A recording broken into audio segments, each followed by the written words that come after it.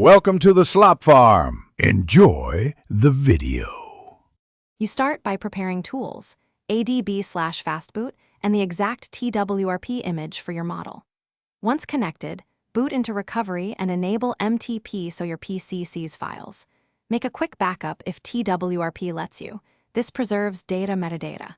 Then try to mount data inside TWRP to check whether storage lists correctly. If TWRP shows 0 MB or asks for a decryption password, pause here and follow the next steps to resolve encryption and access. You now attempt decryption. Enter the device PIN or password when TWRP requests it so the recovery can mount /data. If that fails, use a DB shell to examine /data and pull essential files over MTP or a DB pull.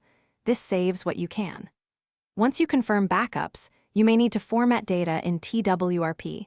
Type yes to remove encryption headers. This wipes user data, but will free internal storage and let TWRP show correct capacity again. You finish by rebooting back into TWRP after format, and if needed, reflashing the matching kernel or a different TWRP build to ensure compatibility. Once you sideload or restore your ROM, verify the internal storage shows normal capacity. If the problem persists, check the device fstab and confirm the recovery supports your file system. Incompatible kernels or TWRP builds cause 0 MB reports. One key tip: if storage remains 0 MB, try a known.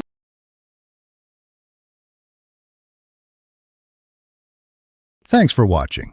Consider subscribing if we helped you today.